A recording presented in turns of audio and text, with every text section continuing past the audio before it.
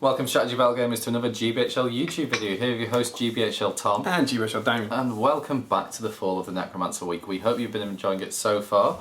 And we're back for a bit of a different video this time. Yeah, with video 4 of our week. And we are going to be talking now, we've gone through the fluff and the profiles, we're going to be talking about the hobby coverage in the Sourcebook itself, the Fall of the Necromancer. Thank God you found that, because I was just wondering what it was.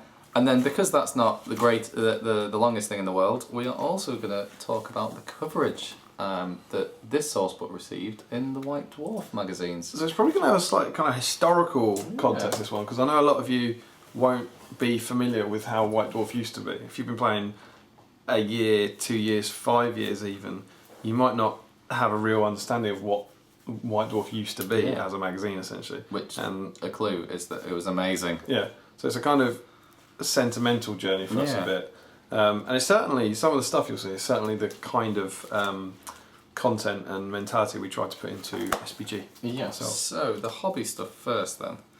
So you get all the scenarios first. Yeah. Then you get some painting guides. Yeah. Now, as we may have touched on in the last video, according to the box for the White Council, you need 5 paints to paint all 6 of the White Council. Yes. Which is of course absurd. Yeah, so in here we have a painting guide for 3 members of the White Council. Oh no, 4 members of the White Council. We have Galadriel, Saruman, Glorfindel and Thranduil, and we also have painting Wood Elves. That's on one double page spread. There we go. Can you see that? So we have Galadriel there, Saruman and Círdan. I've got them all, mate. I've got all 6. Have they? Yeah. Elrond and Glorfindel. You just didn't look to the right. Elrond and Glorfindel. Then we've got some more ones here. Elven Armour. And over here we've got a little box for Thranduil. It's getting harder for me to see. And Wood Elves. Wow. And what's cool about this, you see? Yeah. Oh yeah. What's cool about this is they don't actually... What's clever, they're not telling you... Yeah, Aristor, sorry. I was looking at it backwards. Yeah, sorry. They don't necessarily tell you how to paint each person. They're telling you how to achieve effects. Yeah. So the Saruman one isn't telling you how to paint the Saruman model, it's telling you how to paint white robes. So we've got, for example, base coat the robe with a mix of Bestial Brown and Codex Grey, add Bleach Bone to that to highlight, apply final highlight of Bleach Bone and Skull White. So, and isn't that what you did? You had a grey in your wash? What did you add to the wash? Yeah, when I painted Snooker Saruman, that's in my hobby vlog that you will have seen by now, I did Codex Grey with Agrax Earthshade. There you go. And it's something you wouldn't necessarily think about, and I think it's good about these things that it's saying, you know, what colour are you painting, cream or white, but actually base coat it with a mix of brown and grey, which you might not think about. So you get that as just one little box out, one little tip, and they're basically, the whole page is full of these. Yeah, and it's cool that they give you all those paints. And as we said, it got Elven Armour, so base coat with a mix of shining gold and a small amount of goblin green. Yeah. And I thought that. Shade with a diluted mix of black ink and snot green, so again mixing the ink with the paint, and then mix mithril silver and burnished gold to highlight. So I think they're not just going gold, shade, brown, paint gold. They're making you think a bit. They're kind of putting interesting things in there. Yeah. So you get Saruman's robes, Glorfindel's white cloak, the Elven armour, Galadriel's blue bits, essentially. That's not what you think. The gold on the Wood Elves on the swords. And the swords and the bows and the hair. And it's kind of... The skin, you've got it has hair everything. there, it's quite a good little... So it's not wasting space, it's actually a... It's a really effective double spread. Yeah, it's very, very good. And then you turn over... And there's more! It's all evil. It's Necromancer, Castellans, Bat Swarms, Spiders, and who's up there? Spider Queen. Which is very, very cool. Yeah. And the Spider Queen, again, I think is interesting, because I think black is a really hard colour to paint and highlight up from. And it was actually the magnificent Shadow, Mr. Kev Lawrence, who taught me the best tip about painting black, which was to highlight up with Vomit Brown. That you, it sounds insane, but you add brown to, a pale brown to black, and that kind of makes a highlight that lightens it without it looking grey. Yeah. And here, for example, they've got mixed together Chaos Black and Rotting Flesh, which is a pale green, as the base colour, and then add amounts of Rotting Flesh to this and build up that on black. So you're highlighting up with a green in this. Which is cool. Yeah. I've got little things, so the Castellans about how you do the cloaks and how you do the armour. The green Necromancer's cloak is a Chaos Black undercoat with then a mix of Chaos Black and Goblin Green, and then a mix of Scorpion Green and Goblin Green. And some yellow ink in there. Yeah, there's yellow ink for the armour to kind of give it that kind of rotten appeal. And then what's really nice is down the bottom, you get little examples of the spider markings. So this sort of stuff is... Yeah, big thumbs up to these painting articles. It's brilliant. Yeah. It's really, really, really good. And they're not... You look at, again, paint splatter's not bad in White Dwarf, but it's very much using their kind of, here's your base paint, here's your shade, here's your highlight. Yeah. Whereas this is showing you how to achieve the kind of effects you want. It's not patronising. Yeah, and really space effective. Yeah, we get an awful lot. And again, as we said, we have very much learned from this. Is hopefully what we're trying to do with Kev's articles in. And actually, we did it with in issue 2. Do you want to grab it? We used Kev did his article about how to paint. What was he painting that one? Thrall. But as well as doing that in a hopefully a vaguely similar way, we had James Baldwin, who we did the Azog and kind of how to paint rust and how to paint blood. Yeah. And it was going for, you know, this has been inspired by this essentially. That going for those kind of zooming in on one bit to do. You all know how to paint Azog, but do you know how to paint rust? That's the important bit to tell you. That's what I do. Yeah. Then we move on to the next page, and it's again very cool. It's telling you how to do trees. Because you need them. You do. And this was in the, again, good old days, I'm getting all sentimental, Yeah. when GW used to sell these trees. And they didn't just sell the plastic kit, which is quite good, and is good for certain things, but they used to sell these generic looking trees. They didn't make them themselves, they were available from, as they still are, from loads of model companies. Yeah. But you used to be able to buy these in Games Workshop. Yeah, and they're telling you how to base them, flock the bases. And they base them like I base them. Yeah. Which is cool. So I wonder if that's where I first got that Maybe. idea from, of basing individual trees. This source book has a lot of individual trees on the maps rather than kind of areas of woodland, which is something I'm a big fan of. And the other really cool thing is they've told you, so now we have the Citadel wood set, but they were telling you to make your own base and cut out holes for the trees to sit in to make the woods. So you'd have both options. Yeah. The trees would be freestanding. Yeah. You can stand them out.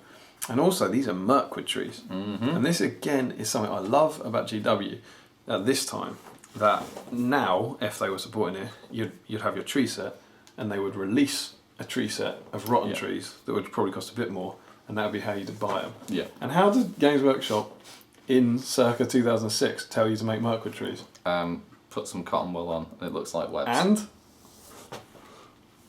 Oh, hack them with a hammer. Smack them with a hammer. This is hobby advice. To break up the regular shape of the foliage, hit it with a hammer. Asterisk, be careful using this tool. Only use it on a solid surface and once you on a tree that you don't mind getting damaged. And it's cool, and it looks good. You know, smack them with a hammer and they look a bit like this. And it knocks out the kind of the regular shape of them. Yeah. Which is very, very cool. So a little bit there about how to base them. And then a little bit there about how to hit them with a hammer. So yeah, very cool. And yeah, they do have Mirkwood tree articles again in the Desolation of Smaug source book. They do, yeah, indeed. Let me get onto that. But it's kind of cool because it's like, as much as you could buy those from Games Workshop, it didn't feel like an advert. It felt like you've probably got some trees. Yeah. Here's what you could do to make them look like Mirkwood trees. Yeah. Cool, and then we move on to the big piece in the book, which is making some actual scenery.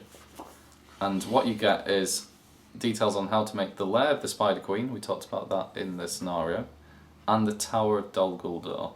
And it's the tower that looks really cool. I mean, they've done a fantastic job. Yep.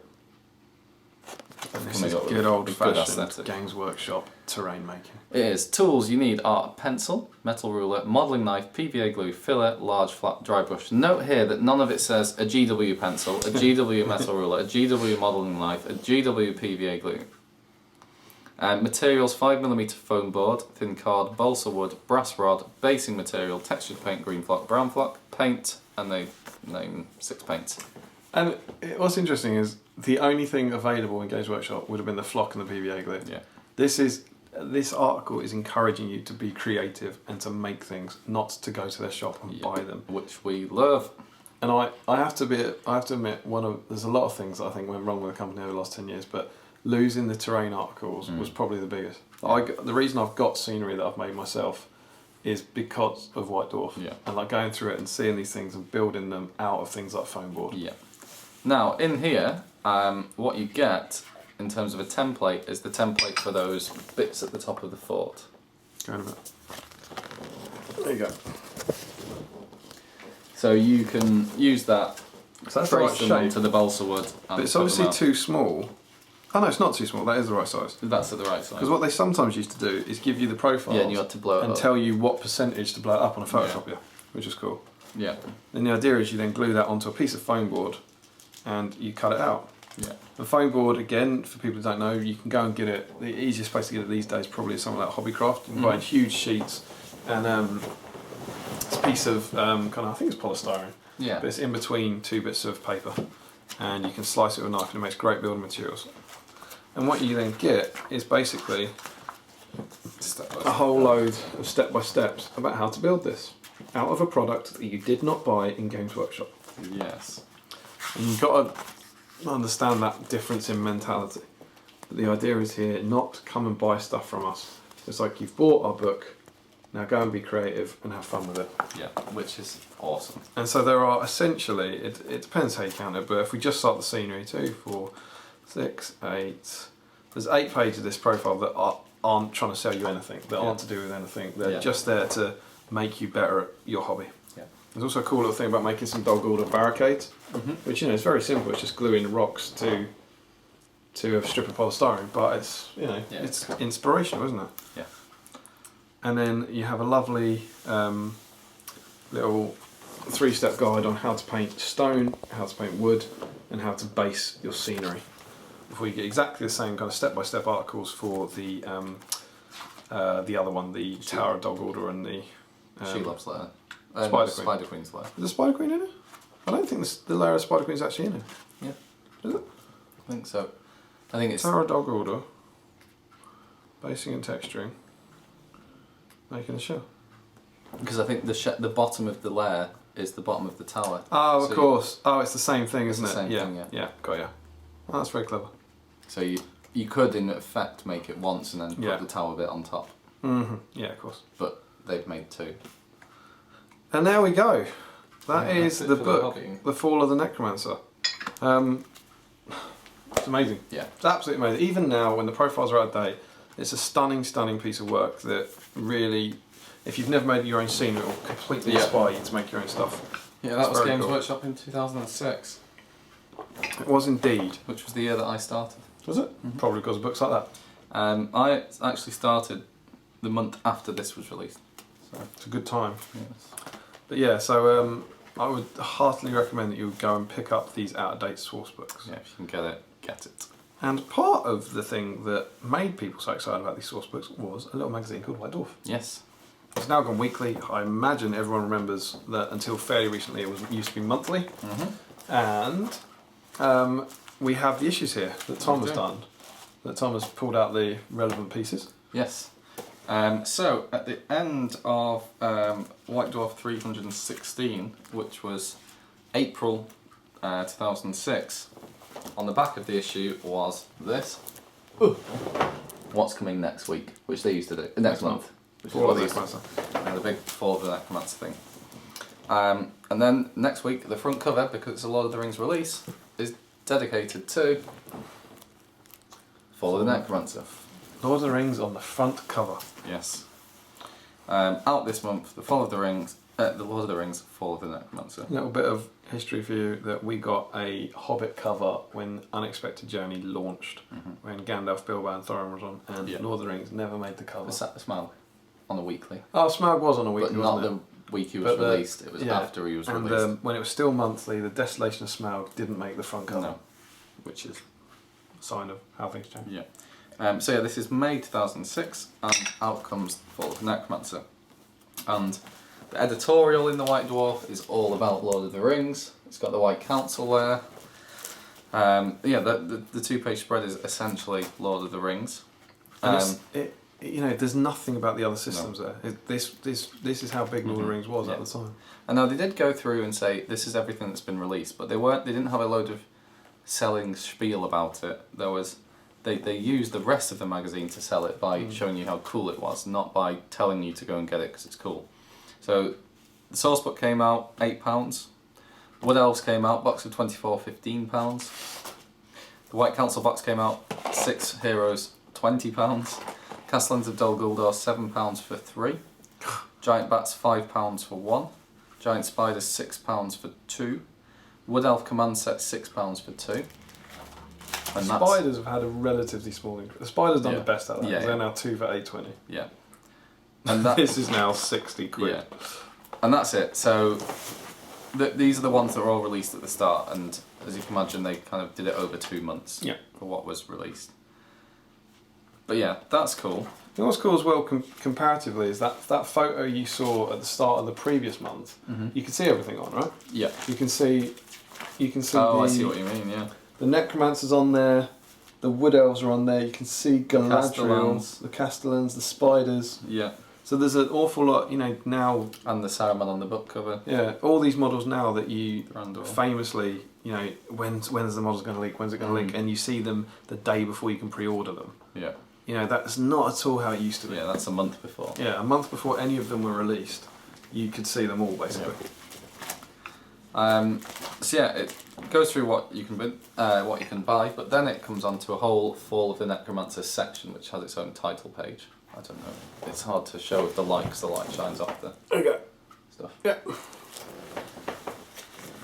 And then in here we have designer's notes from Matt Ward, who wrote the book, which is really cool, saying why he really enjoyed putting together this book, and he was kind of saying that he'd always wanted to do a Dol Guldur themed thing, so he was kind of banging on whoever's in charge of decision making at Games Workshop at the time, and because it was doing so well at the time, he got his wish. I mean, it's interesting as well. It comes from a lot of the arguments of what happens first. So I was always fascinated by this by the company.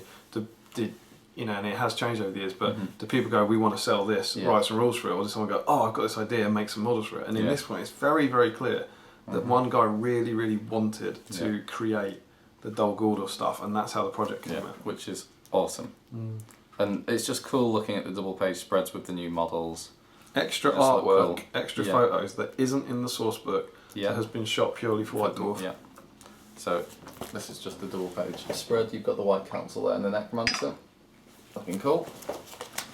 Then it gives you a little bit of blurb on all of the kind of new models. So it tells you about all of the White Council, and it also includes the models that are already out that could be included as part of the White Council, like Legolas, Arwen, Elrond, Celeborn. It's just a nice little double page spread talking about these heroes. It also talks about the Wood Elves, and then it gives you some army lists. And the really, really, really interesting thing about this, Damian, is, like the journey books, how are they split up? They're split up into what the amount of models that you would actually own. Yes, indeed. So for 500 points list, they've given you Mirkwood Forest Guard, which is Thranduil. So okay, you'd need to buy the White Council box. That's £20. Wood Elf Captain with Elf Bow. Okay, you've had to buy the command set, which is £6. 3 Wood Elf Sentinels, which is one box at £6.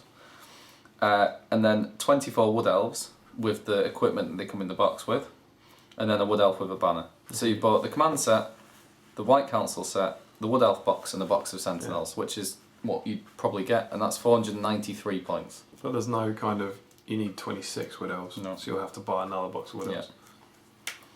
So that's really cool. And then the other one is the Host of Lothlorien. You can ally it in with Lothlorien. That's 24 Wood Elves, the Wood Elf Captain and Banner, again, which are one pack, and then 10 of the Armoured Elves and Haldir. Yeah. Those are the metal Armoured Elves in those days. Yeah, and they're just quite cool ideas for army lists. And they give you tactics at the bottom as well. They're just sample armies about, you know, here's how you could make a brand new Wood Elf army with this stuff that's come out this month, but also here's how you can make a Wood Elf army allying them in. Yeah, Jamie will like the stuff on Haldir. As a final note, try not to get Haldir bogged down in combat unless there is no other choice. He's much more useful as a sniper. Leastways, 1 or 2 normal elves are generally a match for most enemy heroes. Even if the hero survives, as long as your warriors can draw out a few might points, Haldir can leap in and deliver the coup de grace at the end. So yeah, very cool. It means cup of grass in French. Yeah, and then do you want to show these pages? Well, next you're on to essentially the same thing but for evil. Yeah. So it's talking you through the fluff and the tactics of all the evil armies. So you get the spread showing you the Necromancer, the Castellans, the Spiders, that kind of thing. And down the bottom, it's got some fluff about the Necromancer. Also, again, and this is the wonderful stuff about White Dwarf, there's a little box that says evil releases coming out after this. The Necromancer, May the 27th. The Spider Queen, May the 27th. The Wild Chieftain, May the 27th. So they're all coming out the month after, but saying, don't worry about this. Yeah. Like, these models that we're showing you here that aren't out yet will be out then, which is kind of crazy. And then what you get is a sample army for the Necromancer, very similar thing, 750 points. Ta-da! And then we get a battle report. Yeah. A real SPG battle report. Yes, indeed. Which is the final scenario from that we talked about in video 1 of this. All White Council heroes against the kind of semi-all hero So evil force. So you get some spiders. 6 ring wraiths, 4 castellans, 4 spiders, and the Necromancer against Elrond, Thranduil, Erestor, Arwen, Saruman, Radagast, Celeborn, Círdan, Galadriel, Gandalf, Legolas, and Glorfindor in the coolest looking army I've ever seen. It's awesome. It looks absolutely amazing. I so want to play this scenario. Yeah. And then they play out this bat rep, and it's kind of picture heavy the way they kind of went in the later days, but it's still very, very in depth. And you see they can summarise turns 1 to 5 and stuff. But we get 2, 4, 6. You get 6 pages of the bat rep. Yeah. Talking you through it. And obviously you don't have a lot of warriors to write about. Yeah. And it looks cool and it feels like a good read. So you then get a 2-page comments at the end. 2-page comments at the start, so 10 pages? Bat rep breakdown. Yeah, indeed. So 10 pages again, like this, at the bottom of that. Look at that kind of spread that they've done down here, just as part of the bat rep. It's very, very cool. Yeah, it's awesome. And yeah, that is it for that issue. Yeah, but yeah, a really cool issue of White Dwarf. If you think about it now, what makes you go and buy a White Dwarf? Okay, it has some Hobbit Lord of the Rings content, and it have a few pages. This has, how many pages? Keep talking. It has probably quite a lot of pages, as Damian is frantic. If you just count, not counting any of the releases, okay. so not counting any of the pictures, there's 18 pages of Lord of the Rings content. And that you wouldn't feel cheated buying the magazine if it's got that much in there. And as well, that's the meaty content. Yeah. There's still lots of other pages of the kind of releases. I've gone, oh, look at the pre's. Yeah, and whatever Jervis's article. Yeah. So yeah, then the next month, and it's not a Lord of the Rings cover because something else is coming out. Cities of Death. Yep. 40k. But next month we then had released the Necromancer, the Spider Queen, Wood Elf Sentinels, a Wild Chieftain, and perhaps most interestingly of all, the Elf Command. Yeah. To give you some ideas of prices, Necromancer was 15 quid, Spider Queen and the Broodlings were 15 quid, Chieftain was 6 quid, 3 Wood Elf Sentinels were 6 quid, that's £2 each. And the Elf Command was 6 quid, and it's the High Elf Command down there, which you might not have necessarily thought would come out. No, with this. Necromancer, and the reason is they're including one of the scenarios in the book. And there's With Elrond leads the High Elves, so they brought them out for that. Yeah, but you'd always kind of associate them with that captain, and you think that must have been earlier with Absolutely. the Fellowship. And then we're straight on to another battle report. The next month after, they have another battle report from Fallen Necromancer, and this time it is Meddle Not in the Affairs of Wizards. Sounds this looks interesting. Yeah, it looks amazing. Maybe we should play it. Maybe. But this one you have Gandalf, we talked you through it in video 1. We've got Gandalf, Radagast and Saruman against an Orc Captain, 4 Castellans, 6 Warg Riders and 3 Wargs. And then you get, it's a much smaller battle to actually play out. So it is a smaller battle report. Yeah. But it's another 4 pages, and you get lovely, lovely photography again. It just looks so cool. This looks very, very, very cool. It looks really, really nice. And you get another battle report the month after, which is very, very cool. Yeah. And what we were hinting at is this is the battle report we are going to play as part of our Fallen Necromancer week. Yeah. So look out for that either tomorrow or the day after. I Yeah. imagine. And we won't give away, bless you, we won't give away who won it here or who won it in ours. But suffice to say, they're both interesting games. Yes. You then get Heavy Metal Masterclass banners. Banners. So you don't need this because you just won the best banner in the world. But you've got the who is that? That's the High Elf banner first. Yeah. High Elf banner, Wood Elf banner, and then a Dwarf banner. Yeah. So just because they released the High Elf Commander in the week before, the Wood Elf banner commander, the Wood Elf banner one and the High Elf one, you have to. There's no embossed insignia on it, so you have to do it yourself. Yep. Oh, there's another page on it. It's a 2-page thing. Yeah, it's more extensive on. There's a more kind of extensive thing about how to build up a banner, and then some more stuff about freehand. There's a Which is really freehand cool. gambling banner that I wonder if that helped you. Yeah. Indeed. So not so much that month, but again, you compare it to what we get now. Yeah. It's not great. And then the month after, Another month. there isn't anything on the Paul. Oh yeah, there is more. Yep. There is more. We get a. Oh yeah. We get a 4-page article about Wood Elf tactics. So this isn't specifically about For the Necromancer, but now those Wood Elf models are out there. You've had them for a couple of months. And it's a really, really good tactics article. It's also got some sample armies. Mm-hmm. So up there you can see you've actually got a picture of how the Wood Elves might deploy, that everyone anywhere listened to for the rest of the 10 years. Sit away from them, shoot them and run away. And over here you have hit and run. Oh, wouldn't you need it? Yeah. I wonder what it's saying. It doesn't say stand there and back away. Yeah. But they're all, what you basically get, what you get in here is 3 different armies. They show you the army and the ideal setup. Yeah. There's a setup and there's the army for these different kind of tactics, which is incredibly cool. Picket fence, hit and run, and what was the other one? Just starting simple. Starting simple, yeah. They, of course, are all kind of based around the getting a box or 2 of Wood Elves. Yeah. And That's then it. they have Sentinels, Captains, Thranduil, Legolas in there, helping them out. So yeah, that's pretty cool. And as we go on, there's a bit of Golden Demon stuff. And do you want to talk about this? Yeah, This is and then they have fairly some cool. more cool stuff because they have a modelling workshop. So bear in mind that this is the 3rd month after the release, and then they're going through the lair of the Spider Queen. It's cool. So in here they're saying what materials you need and everything. So it's essentially the what we got in the book.